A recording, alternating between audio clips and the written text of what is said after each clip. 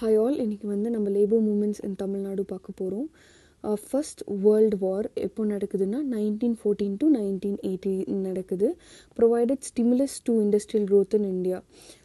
அது வந்து அது நடந்தப்போ வந்து பிரிட்டனில் வந்து ஃபுல்லாக வேர்ல்டு வார்லேயும் வந்து எங்கேஜ் ஆகிட்டு இருந்துச்சு இல்லையா. ஸோ பிரிட்டிஷ்லேருந்து இந்தியாவுக்கு வந்து எந்த ஒரு க்ளோத்ஸு எதுவுமே வரலை, மேனுஃபேக்சரிங் திங்ஸ் எதுவுமே வரல. ஏன்னா இவங்க வந்து வேர்ல்டு வாரில் வந்து எங்கேஜ் ஆயிருந்தாங்க. அவங்களோட பீப்புளுக்கு வந்து என்னென்னலாம் வேணும் அப்படின்னு அதுலேயே வந்து ரொம்ப கவனமாக வந்து அதில் மேனுஃபேக்சர் பண்ணிக்கிட்டு இருந்துட்டாங்க.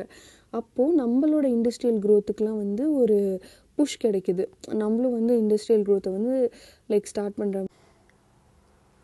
These industries catering to wartime needs had employed a huge number of workers. இந்த இண்டஸ்ட்ரீஸ்லாம் வந்து வார் டைம் நீட்ஸுக்கெல்லாம் வந்து ஃபுல்ஃபில் பண்ணுறதுக்கு நிறைய ஒர்க்கர்ஸை வந்து எம்ப்ளாய் பண்ணிக்கிறாங்க. கேட்டரிங் டு வார்னா லைக் ஃபுட்டு ப்ரொவைட் பண்ணுறது, க்ளோத்ஸ் ப்ரொவைட் பண்ணுறது, அந்த மாதிரிலாம் நிறைய அவங்களுக்கு வந்து நிறைய எம்ப்ளாயிஸ் தேவைப்படுறாங்க. அதனால நிறைய பேரை வந்து எம்ப்ளாய் பண்ணிக்கிறாங்க. நிறைய பேருக்கு வந்து ஒர்க்கர்ஸ்க்கு வந்து வேலை கொடுக்குறாங்க. வார் எண்ட் ஆகிறப்போ at the end of the war there were retrenchments across the industries as the war time requirements receded. ரீட்ரென்ச்மெண்ட்ஸ்னால் என்னென்னா, எக்கனாமி கொஞ்சம் லோ ஆகுறது, அவங்களுக்கு அவ்வளோ ஆர்டர்ஸ்லாம் வராது, அதெல்லாம் சப்ளைலாம் கம்மியாயிடும். ஸோ அந்த மாதிரி டைமில் வந்து ரெக்குவயர்மெண்ட்ஸ்லாம் கம்மியாயிடுது, ரிசைட் ஆகிடுது, டோட்டலாக டிக்ரீஸ் ஆகிடுது எப்போது வார் வந்து எண்ட் ஆகிறப்போ. அப்போ என்ன ஆகுதுன்னா, கம்பைன்ட் வித் ஹை ப்ரைஸஸ், நிறைய நம்ம வாங்கக்கூடிய பொருட்களே வந்து ரொம்ப ப்ரைஸஸ்லாம் ரொம்ப அதிகமாகிடுது. அப்போது வந்து this gave a momentum to labour movements. இது வந்து லேபர் மூமெண்ட்ஸ்க்கு வந்து ஒரு காஸாக இருக்குது நல்லாவே.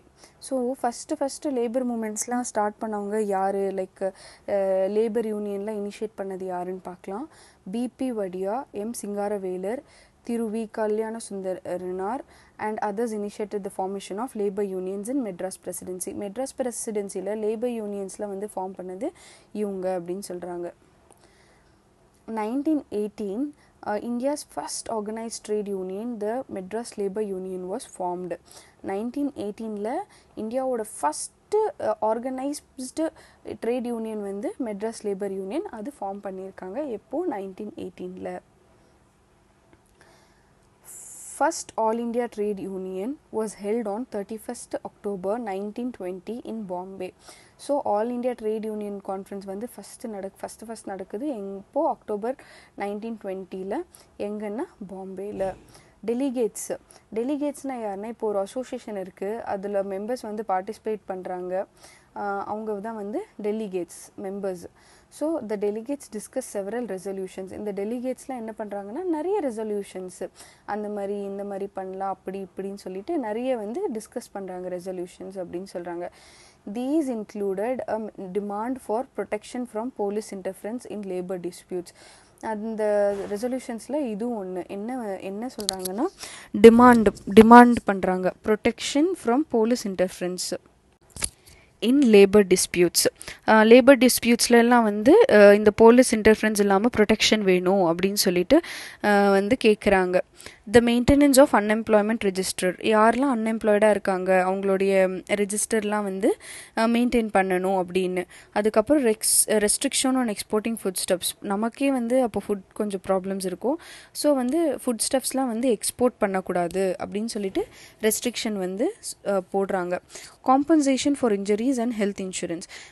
இன்ஜுரிஸ்க்கெலாம் வந்து காம்பன்சேஷன் வேணும் அப்படின்னு கேட்பாங்க. ஹெல்த் இன்சூரன்ஸும் இருக்கணும்னு சொல்லிட்டு பேசுவாங்க. இவர் தான் எம் சிங்காரவேலார். அவரோட லைஃப் டைம் பார்த்தீங்கன்னா 1860 to 1946 was a pioneer in labor movement activities in the Madras presidency. பாய்னியர்னா ஃபஸ்ட்டு, அவர் தான் இந்த லேபர் மூமெண்ட்ஸில் வந்து இனிஷியேட் பண்ணது மெட்ராஸ் பிரசிடென்சியில் அப்படின்னு சொல்கிறாங்க. He was born in Madras and graduated from Presidency College, University of Madras. பிறந்தது மெட்ராஸில், கிராஜுவேட் ஆனது வந்து presidency college, university of Madras. He advocated Buddhism in his early லைஃப்லேயே வந்து புத்திசமை வந்து ஃபாலோ பண்ணுறாரு. He knew many languages, English, English, Tamil, Urdu, Hindi, German, French, Russian, and wrote about the ideas of இவருக்கு வந்து இந்த லாங்குவேஜஸ்லாம் தெரியும். அதுக்கப்புறம் எழுதுறாரு ஐடியாஸ் ஆஃப் யாரோட ஐடியாஸ்லாம் எழுதுறாருன்னா Karl Marx, Charles Darwin, Herbert Spencer and Albert Einstein. இவங்களோட எல்லா ஐடியாஸும் வந்து தமிழில் எழுதுறாரு. He organized the first ever celebration of May Day in 1923. இந்த May Day celebration 1923ல இவர் தான் ஆர்கனைஸ் பண்ணுறாரு ஃபஸ்ட் டைம் அப்படின்னு சொல்கிறாங்க. He was one of the early leaders of Communist Party of India. Like communist பார்ட்டியோட முதலாக ஸ்டார்ட் ஆகி இருப்பாங்க இல்லையா லீடர்ஸு, அந்த லீடர்ஸில் இவரும் ஒருத்தர், early leaders of communist party of India அப்படின்னு சொல்கிறாங்க. அவர் வந்து பப்ளிஷ் பண்ணுறாரு newspaper. He published a newspaper தொழிலாளன், ஒர்க்கர் அப்படின்னா என்னது, worker, to address the problems of the working class. He was closely associated with Periyar and self respect movement. நல்லா க்ளோஸாக வந்து அசோசியேட் ஆகிறாரு ஒரு ஃப்ரெண்டு மாதிரி, யாரோட, பெரியாரோட. அதுக்கப்புறம் இந்த செல்ஃப் ரெஸ்பெக்ட் மூமெண்ட் வந்து நம்ம பெரியார் ஸ்டார்ட் பண்ணாங்க இல்லையா, அதுலேயும் ஹீ இஸ் அ பார்ட் அப்படின்னு சொல்கிறாங்க. சிங்காரவேலர் ஒரு பார்ட்டாக இருக்காங்க செல்ஃப் ரெஸ்பெக்ட் மூமெண்ட்டில். Language agitation before Indian independence. Indian independence கிடைக்கிறதுக்கு முன்னாடி லாங்குவேஜ்காண்டி எவ்வளோ போராடி இருக்காங்க அப்படின்னு பார்க்கலாம். அஜிடேஷன்ஸ், ஆர்குமெண்ட்ஸ் அந்த மாதிரி. In general, language is dominant symbol of identity and it is associated with culture and sentiments of any society. ஜென்ரலாக என்ன சொல்கிறாங்கன்னா, ஒரு சிம்பிள் ஆஃப் ஐடென்டிட்டி. லைக் இப்போ வந்து உகாதின்னு இருக்கும், அது வந்து நம்மளே சொல்லுவோம் இல்லையா, அதெல்லாம் தெலுங்கு பீப்புள் தான் வந்து செலிப்ரேட் பண்ணுவாங்கன்னு சொல்லிட்டு. உகாதின்றது ஒரு ஃபெஸ்டிவல்னால் என்னது, அது ஒரு கல்ச்சர் ஃபாலோ பண்ணுறாங்க. ஸோ லாங்குவேஜே வந்து நம்ம வந்து பொங்கல் செலிப்ரேட் பண்ணுவோம், பொங்கல்னாலே தமிழ் பீப்புள் தான் செலிப்ரேட் பண்ணுவோம் அப்படின்லாம் சொல்லுவாங்க இல்லையா, அதுதான். ஸோ ஜென்ரலாக வந்து லாங்குவேஜ் வந்து டாமினன்ட் சிம்பிள் ஆஃப் ஐடென்டிட்டி. நான் இப்போ சொன்னேன்ல, அதுதான் சிம்பிள் ஆஃப் ஐடென்டிட்டி. லாங்குவேஜ் வந்து ஒரு சிம்பிள் ஆஃப் ஐடென்டிட்டியாக இருக்குது. And it is associated with culture and sentiments of any society. Language வந்து கல்ச்சர் சிம்பிளாக இருக்குது, கல்ச்சராக இருக்குது, சென்டிமெண்ட்ஸ் ஆஃப் எனி சொசைட்டியாகவும் இருக்குது. Tamil regained its prominence in later half of the 19th and early 20th century. நம்ம வந்து எப்போவுமே தமிழில் தான் பேசிகிட்டு இருந்தோம். ஆனால் நம்ம தமிழுக்கு வந்து இவ்வளோ ஹிஸ்ட்ரி இருக்கா, நம்ம தமிழ் இவ்வளோ கிரேட்டா, இத்தனை 1000 ஆண்டுகளுக்கு முன்னாடி இருந்தே தமிழ் இருக்கா, அந்த மாதிரிலாம் நமக்கு எப்போ தெரிஞ்சிச்சுன்னா லேட்டர் ஆஃப் 19th century, ஒரு 1950s அந்த ஏர்லி 20th century லைக் 1905 1910 அந்த மாதிரி டைமில் தான் நமக்கு தமிழ் மேலே வந்து இன்னும் நிறைய இன்ஃபர்மேஷன் கிடச்சி ரொம்ப நம்ம நல்லா கெத்தாக ஃபீல் பண்ணுறோம். ப்ராமினன்ஸாக தமிழோட டாமினன்ஸ் அப்போ தான் நமக்கு தெரிய வருது. மறைமலை அடிகள் இருக்கார் இல்லையா, அவர் வந்து என்ன ஸ்டார்ட் பண்ணுவார், பியூர் தமிழ் மூமெண்ட் ஸ்டார்ட் பண்ணுவார். So the language reforms of பெரியாரும் வந்து லாங்குவேஜ் ரிஃபார்ம்ஸ் நிறைய கொண்டுட்டு வருவாங்க. தமிழ்நாடுல தமிழ் தான் இருக்கணும், மற்றதெல்லாம் இருக்கக்கூடாது, அப்படி வந்துச்சுன்னா நம்மளோட ஆப்பர்ச்சுனிட்டிஸ் குறைஞ்சிரும், தமிழுக்கு வரக்கூடிய ஆப்பர்ச்சுனிட்டிஸ் குறைஞ்சிரும் அப்படின்னு சொல்லிட்டுலாம் இவர் கொஞ்சம் லாங்குவேஜ் ரிஃபார்ம்ஸ்லாம் கொண்டுட்டு வந்திருப்பார் இல்லையா. அப்புறம் தமிழ் இசை மூமெண்ட்டும் இது ஒரு மூமெண்ட்டு.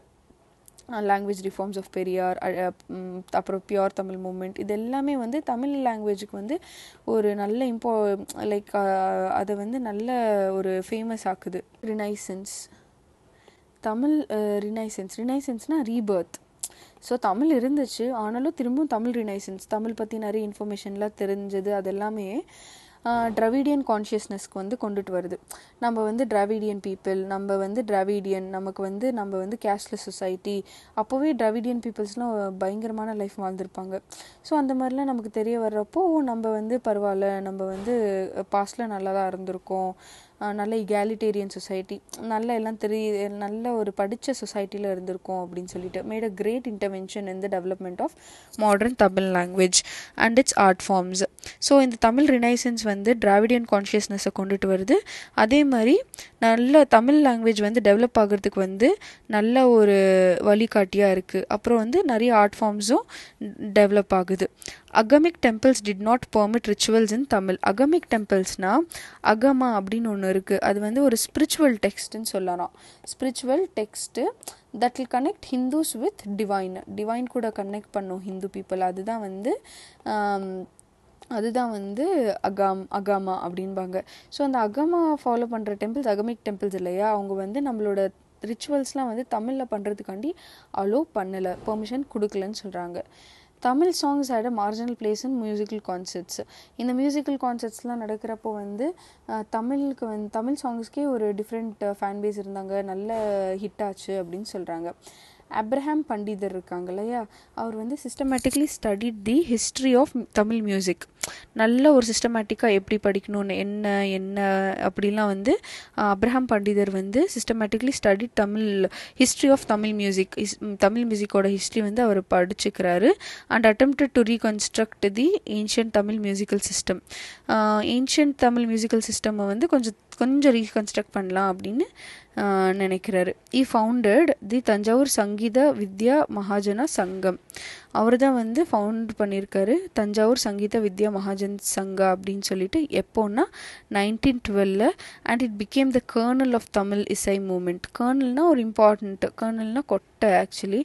இது வந்து ஒரு நல்ல ஒரு இம்பார்ட்டண்ட்டாக வந்து தமிழ் இசை மூமெண்ட்டுக்கு டெவலப் ஆகுதுன்னு சொல்கிறாங்க. The movement gave importance to singing of Tamil compositions in concerts. So the movement gave importance in singing Tamil composition music concerts. இந்த மூமெண்ட்ஸ்லாம் வந்து இந்த மியூசிக் கான்டெஸ்ட்லேயே வந்து தமிழோட கம்போசிஷன்ஸ்லாம் வந்து பாடுறதுக்கு வந்து இம்பார்ட்டன்ஸ் கொடுக்குறாங்க. த ஃபஸ்ட்டு தமிழ் இசை conference was held in 1943. First Tamil இசை கான்ஃபரன்ஸ் வந்து நடக்குது. எதுக்குன்னா ஸ்டேட்டஸ் ஆஃப் தமிழ் மியூசிக்கோட ஸ்டேட்டஸை வந்து discuss பண்ணுறதுக்காண்டியே. The implementation of Hindi as a compulsory language in Tamilnadu at various points of time was seen as a threat to Tamil language and culture. இந்த ஹிந்தி வந்து implement வந்து compulsory லாங்குவேஜாக வந்து தமிழ்நாட்டில் போட்டுட்டாங்கன்னா நிறைய வந்து தமிழ் லாங்குவேஜுக்கும் கல்ச்சருக்கும் நிறைய வந்து த்ரெட் இருக்குது அப்படின்னு சொல்கிறாங்க. Periyar declared that the introduction of Hindi over Tamil would deny the Dravidians and their job opportunities.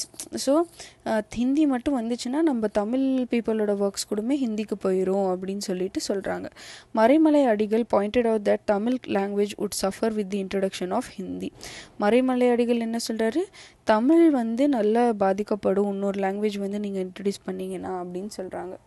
The anti-Hindu campaigns considered it an ideological battle against Brahmanism and hegemony of Sanskrit over Tamil. இந்த ஹிந்திக்கெலாம் அகெயின்ஸ்டாக இருக்கிற people வந்து இந்த ஸ்ட்ரைக்கை இந்த போராட்டத்தை எப்படி பார்க்குறாங்கன்னா இந்த பிராமின் பீப்புள்ஸ்க்கு அகெயின்ஸ்டாக பார்க்குறாங்க. அதுக்கப்புறம் இந்த சான்ஸ்கிரிட்டோட லீடர்ஷிப் தமிழ் மேலே இருக்கக்கூடாது அப்படின்னு சொல்லிட்டு அவங்க வந்து நினச்சிக்கிறாங்க.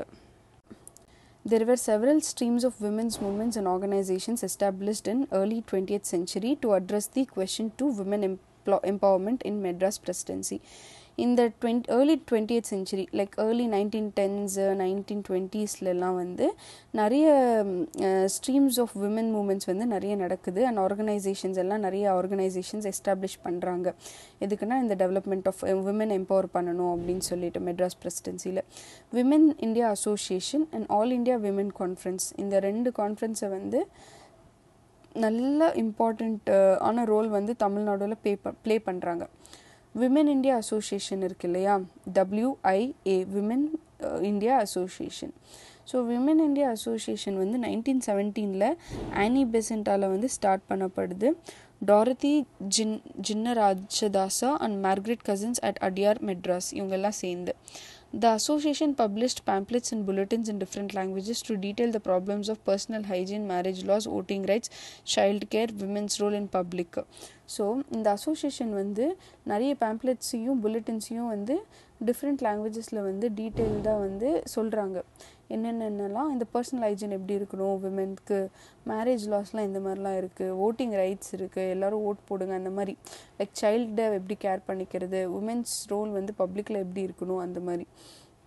மீன் டைம் அது கொஞ்ச நாள் கழிச்சு women India association formed all India women's conference. இது வந்து ஆல் இண்டியா விமன் கான்ஃபரன்ஸை வந்து ஃபார்ம் பண்ணுறாங்க. எப்போது 1927. To address the problem of women's education and recommendation the government implement various policies for uplift of women. இந்த டைமில் வந்து கவர்மெண்ட்டே வந்து இம்ப்ளிமெண்ட் பண்ணுறாங்க various policies for upliftment of women அப்படின்ட்டு. women liberation was one of the important objectives of self-respect movement. Liberation, freedom. விமெனுக்கு freedom கொடுக்கறதும் ஒரு ஒன் ஆஃப் த இம்பார்ட்டண்ட் ஆப்ஜெக்டிவாக இருந்திருக்கு செல்ஃப் ரெஸ்பெக்ட் மூமெண்ட்டில். ஸோ செல்ஃப் ரெஸ்பெக்ட் மூமெண்ட் வந்து யார் லீட் பண்ணுறாருனா Periyar. Work for gender equality. Periyar வந்து மென் விமென் ரெண்டும் ஒன்று தான், அந்த மாதிரி ஜெண்டர் ஈக்குவாலிட்டி. ஜெண்டர் சென்சிட்டைசேஷன்னா ஒரு சென்சிட்டிவ் டாப்பிக்கை எந்த அளவுக்கு வந்து புரிய வச்சு எந்த மாதிரி சால்வ் பண்ணணும், அதுதான் sensitisation meaning. So gender sensitisation of the சொசைட்டிக்காண்டிலாம் ஈவிஆர் வந்து ரொம்ப கஷ்டப்பட்டிருக்கார். த மூமெண்ட் ப்ரொவைட் விமென் அசோசியேஷன்ஸில் வந்து விமெனுக்கு வந்து ஒரு ஸ்பேஸ் மாதிரி இருக்குது, அவங்களோட ஐடியாஸ்லாம் ஷேர் பண்ணிக்க அப்படின்னு சொல்கிறாங்க. தேர் வேர் செவரல் விமென் ஆக்டிவிஸ்ட்ஸ் இந்த மூமெண்ட். நிறைய விமென் ஆக்டிவிஸ்ட்ஸ் வந்து இந்த மூமெண்ட்டில் வந்து இருந்திருக்காங்கன்னு சொல்கிறாங்க. அவங்களாம் யாருன்னு பார்க்கலாம். முத்துலக்ஷ்மி அம்மையார், நாகம்மை, கண்ணம்மா, நீலாவதி, மூவலூர் ராமமிர்தம், ருக்மணி அம்மாள், Thayammal, Neelambigai, Shivagami Chidambaranar are prominent among them. There was a custom of dedicating young girls to Hindu temples as a servant of God known as Devadasi. அப்போ வந்து ஒரு கஸ்டம் வந்து இருந்திருக்கு, ஒரு கஸ்டம், ஒரு ட்ரெடிஷன் வந்து இருந்திருக்கு. என்னென்னா பிறக்கிற குழந்தைங்களை வந்து அப்படியே டெம்பிளுக்கு சர்வெண்ட்டாக கொடுத்துட்டு அவங்கள தேவதாசி அப்படின்ட்டு மாற்றிடுவாங்களாம். Though intended as a service to God, it soon got corrupted, leading to extensive immorality and abuse of the women. First வந்து சர்வீஸ்காண்டி தான் கொடுத்துட்டு இருந்தாங்களாம். அதுக்கப்புறம் அதுவுமே ஒரு கரப்ஷன் மாதிரி ஆயிடுச்சான். ரொம்ப வந்து லைக் விமென் நல்லா ட்ரீட் பண்ணாமல் அது அப்யூஸ் பண்ண ஆரம்பிச்சிட்டாங்களாம்.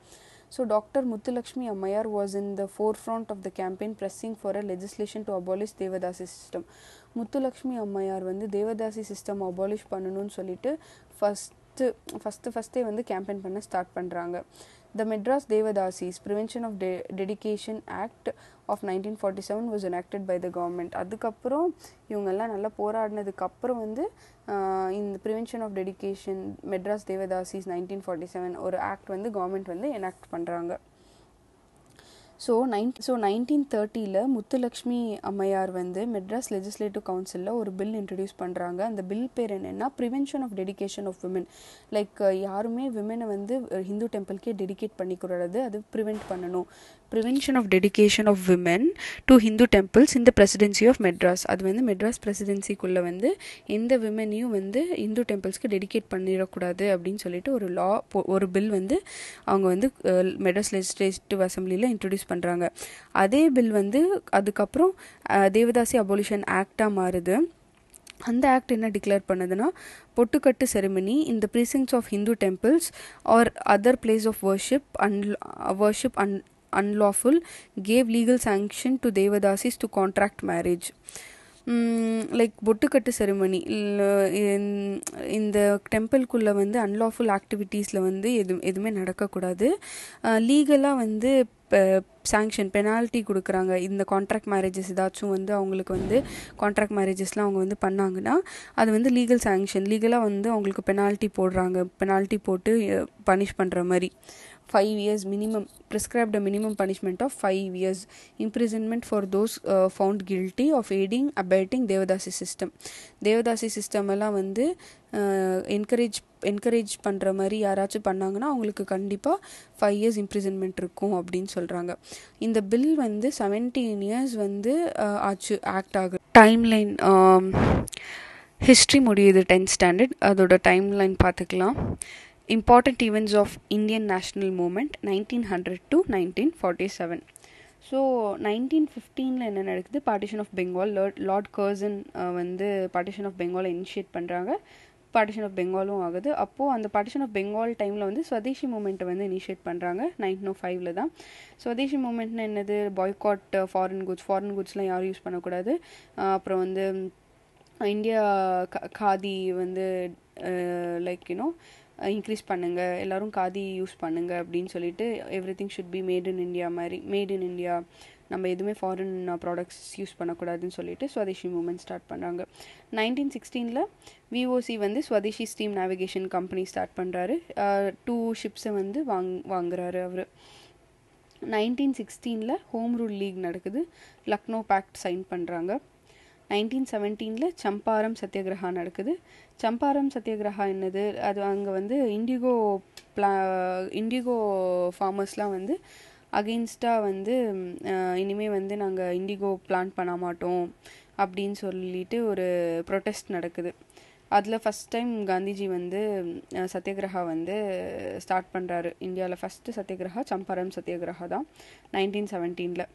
1918 கேதா சத்தியாகிரகா.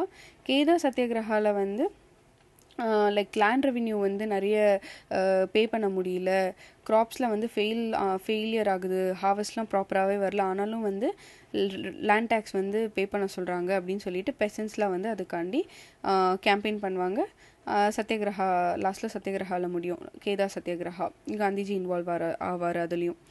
ரவுலட் ஆக்ட் இந்த 1919 வந்து ரவுலட் ஆக்ட் வருது. லைக் நம்மளுடைய நேஷனல்ஸை வந்து ஈஸியாக எல்லாத்துலேயும் அரெஸ்ட் பண்ணுற மாதிரி, லைக் ரீசனே இல்லாமல் வந்து அரெஸ்ட் பண்ணலாம், ரொம்ப மோசமாக அரெஸ்ட் பண்ணுறது, டிடென்ஷனில் வைக்கிறது, டிடென்ஷனில் வந்து அவங்க மேலே இவங்க தப்பு பண்ணிடுவாங்களோ அப்படின்னு சொல்லிட்டு அவமானம் இருக்கும், அது அந்த அடிப்படையிலே வந்து அவங்கள அரெஸ்ட் பண்ணி உள்ளுக்குள்ளே வச்சுருவாங்க. அதுதான் வல்லபா மேசக்கர் நடக்குது. அதில் ஜென்ரல் டையர் அவர் தான் நிறைய பேரை வந்து ஷூட் பண்ணிடுவார். அப்புறம் கிலாஃபத் மூமெண்ட் நடக்குது. 1914 1918 வந்து ஃபர்ஸ்ட் வேர்ல்டு வார் நடக்குது. ஃபர்ஸ்ட் வேர்ல்டு வாரில் வந்து இந்த பிரிட்டிஷர்ஸ் கீழே வந்து டர்க்கி வந்துடுது. டர்க்கியில் வந்து கேலிஃப் இருப்பார், அவர் தான் வந்து முஸ்லீமோட ஹெட்டு. ஸோ முஸ்லீமோட ஹெட்டே வந்து இந்த பிரிட்டிஷ் பீப்புள் வந்து ஒழுங்காக ட்ரீட் பண்ண மாட்டாங்க. அதனால வந்து நம்ம இந்தியாவில் இருக்கிற முஸ்லீம்ஸ்க்கெலாம் வந்து கோவம் வரும். கோவம் வந்து கிலாஃபத் மூமெண்ட் அப்படின்னு ஸ்டார்ட் பண்ணுவாங்க. அதில் காந்திஜி எல்லாருமே கூட சப்போர்ட் பண்ணுவாங்க. அதுக்கப்புறம் நான் கோஆப்ரேஷன் மூமெண்ட் வந்து ஸ்டார்ட் பண்ணுறாங்க. எதுக்குமே கோஆப்ரேட் பண்ணாமல் நான் கோஆப்ரேஷன் மூமெண்ட் ஸ்டார்ட் பண்ணுறாங்க. 1922 சௌரி சௌரா இன்சிடெண்ட் நடக்குது. அந்த ஊரில் வந்து போலீஸ் ஸ்டேஷனே 22 போலீஸ்மேன் இறந்துடுறாங்க. போலீஸ் ஸ்டேஷனே வந்து பேர்ன் பண்ணிடுறாங்க. ஏன்னா இந்த போலீஸ் பீப்புள் வந்து அவங்க கிட்ட வந்து ஒழுங்காக நடந்துக்கலன்னு சொல்லிட்டு நெக்ஸ்ட் வந்து இந்த பீப்புள் வில்லேஜில் இருக்க எல்லா பீப்புளும் போய் போலீஸ் ஸ்டேஷனில் வந்து பிளாஸ்ட் பண்ணிடுறாங்க, லைக் பேர்ன் பண்ணிடுறாங்க. அப்புறம் 1923 ஃபார்மேஷன் ஆஃப் ஸ்வராஜ் பார்ட்டி. சௌரி சௌரா நடக்கிறப்போ காந்திஜி என்ன பண்ணுறாருன்னா, சௌரி சௌரா நடந்தப்போ நான் கோஆப்ரேஷன் மூமெண்ட்டை காந்திஜி ஸ்டாப் பண்ணிடுறாரு. இந்த நான் கோஆப்ரேஷன் ஸ்டாப் ஆகிறதுனால ப்ரோ சேஞ்சர்ஸ் அப்புறம் வந்து நோ சேஞ்சர்ஸ் அப்படின்னு சொல்லிட்டு 2 ஃபார்ம்ஸ் வந்து கிரியேட் ஆகுது காங்கிரஸ்லேயே. அதில் ஒரு டீம் வந்து ஸ்வராஜ் பார்ட்டி, மோதிலால் நெஹ்ருவும் வந்து இன்னொருத்தரும் சேர்ந்து ஸ்வராஜ் பார்ட்டியை வந்து ஓப்பன் பண்ணுறாங்க. அவருக்கு வந்து நான் கோஆப்ரேஷன் மூமெண்ட் ஸ்டாப் பண்ணது பிடிக்காம ஸ்வராஜ் பார்ட்டி ஸ்டார்ட் பண்ணி அதுக்கப்புறம் வர எலெக்ஷன்ஸில் ஸ்வராஜ் பார்ட்டி வந்து நிற்கிறாங்க, எலெக்ஷன்ஸ்லாம் நின்று ஜெயிக்கிறாங்க. அப்புறம் appointment of Simon commission. So இந்த 1919 ஆக்ட் வரும் இல்லையா, அந்த 1919 ஆக்டுக்கு வந்து ரிவ்யூ பண்ணுறதுக்கு நெக்ஸ்ட் 10 இயர்ஸில் ரிவ்யூன்னு சொல்லுவாங்க 1919 ஆக்டு. ஆனால் வந்து 1927 வந்து சைமன் கமிஷனை அப்பாயிண்ட் பண்ணிடுறாங்க. 1917 அந்த 1919 ஆக்ட் எப்படி இருந்துச்சுன்னு சொல்லிட்டு. ஸோ 1928 மோதிலால் நெஹ்ரு ரிப்போர்ட் வந்து வருது. 1929 லாகூர் காங்கிரஸ் செஷன் நடக்குது. அந்த செஷனில் தான் பூர்ண ஸ்வராஜ் அப்படின்னு சொல்லிட்டு நமக்கு வேணும், கம்ப்ளீட் இண்டிபெண்டன்ஸ் நமக்கு வேணும்னு சொல்லிட்டு நம்ம போராடுவோம். சால்ட் சத்தியாகிரகா நடக்குது. சால்ட் சத்தியாகிரகாவில் வந்து காந்தி வந்து சால்ட் லாவை வந்து பிரேக் பண்ணுவார். அதே மாதிரி தமிழ்நாடுலேயும் சால்ட் சத்தியாகிரகா நடக்கும். ராஜாஜி வந்து அது வந்து ஸ்டார்ட் பண்ணுவார். அவர் வந்து வேதாரண்யமில் வந்து சால்ட் லா வந்து பிரேக் பண்ணுவார். அப்படியே ஃபர்ஸ்ட் ரவுண்ட் டேபிள் கான்ஃபரன்ஸ் நடக்குது. 1931 காந்தி இர்வின் பேக்ட் நடக்குது. காந்தி இர்வின் பேக்ட் இருக்கும். அதுக்கப்புறம் செகண்ட் ரவுண்ட் டேபிள் கான்ஃபரன்ஸும் இருக்கும். 1932 வந்து கம்யூனல் அவார்டு வந்து பண்ணுறாங்க. கம்யூனல் அவார்டில் வந்து செப்பரேட் எலக்ட்ரேட், எல்லா டிவிஷன்ஸ்லேயும் செப்பரேட் எலக்ட்ரேட்டு, எஸ்சி எஸ்டி கூடமே செப்பரேட் எலக்ட்ரேட்டுன்னு சொல்லுவாங்க. அது வந்து காந்திக்கு சுத்தமாக பிடிக்காது. அவர் வந்து அப்போ ஈரவாடா ஜெயிலில் இருப்பார். ஸோ அப்போது வந்து டாக்டர் பிஆர் அம்பேத்கரோட காந்தியும் சேர்ந்து வந்து பூனா பேக்ட் வந்து ஃபார்ம் பண்ணி காந்தி சொல்லுவாங்க, நாங்கள் வந்து லைக் ஷெட்யூல் காஸ்ட்க்கு வந்து ரிசர்வேஷன் கொடுப்போம் அப்படின்னு சொல்லி, அதனால அதில் சைன் பண்ணுறது தான் பூனா பேக்ட். அப்போ தேர்ட் ரவுண்ட் டேபிள் கான்ஃபரன்ஸும் நடக்கும். 1935 கவர்மெண்ட் ஆஃப் இந்தியா ஆக்ட் வருது. It is a very very important act. 1937 வந்து ஃபர்ஸ்ட் காங்கிரஸ் மினிஸ்ட்ரி வந்து ப்ராவின்சஸில் வைக்கிறாங்க. ஃபஸ்ட்டு காங்கிரஸ் வந்து அப்போ தான் வந்து எலெக்ஷன்லேயே வந்து நிற்கிறாங்க. அப்புறம் 7 ப்ராவின்சஸில் காங்கிரஸ் தான் ஜெயிக்கிறாங்க. 11 ப்ராவின்சஸ் டோட்டலாக இருக்கும், அதில் 7 ப்ராவின்சஸ் காங்கிரஸ் தான் ஜெயிக்கிறாங்க. ஆகஸ்ட் ஆஃபர் என்னென்னா, நாங்கள் டொமினியன் ஸ்டேட்டஸ் கொடுப்போம், வேர்ல்டு வார் நடந்த பிறகு இந்தியாவுக்கு வந்து நாங்கள் டொமினியன் ஸ்டேட்டஸ் கொடுப்போம் அப்படின்னு சொல்லுவாங்க. ஆனால் வந்து நமக்கு அது பிடிக்காது. நம்ம சொல்லுவோம் எங்களுக்கு கம்ப்ளீட் இண்டிபெண்டன்ஸ் வேணும் அப்படின்னு சொல்லிட்டு. அப்போது வந்து இண்டிவிஜுவல் சத்தியாகிரகா வந்து காந்திஜி வந்து சொல்லுவாங்க, இண்டிவிஜுவல் சத்தியாகிரகா ஃபாலோ பண்ண போகிறோம், நம்ம இண்டிவிஜுவல் சத்தியாகிரகா கொடுப்போம், லைக் டோட்டல் சத்தியாகிரகா வேண்டாம், இண்டிவிஜுவலாக சத்தியாகிரகா பண்ணலாம் அப்படின்னு சொல்லிட்டு. அதுக்கப்புறம் கிரிப்ஸ் மிஷன். கிரிப்ஸ் லைக் இந்தியாவில் வந்து இது ஃபார்ம் பண்ணணும், கான்ஸ்டியூஷன் ஃபார்ம் பண்ணணும்னு சொல்லிட்டு கிரிப்ஸ் மிஷன் வருவாங்க. அதுவும் ஒர்க் ஆகாது. அதுக்கப்புறம் குவிட் இந்தியா மூமெண்ட்.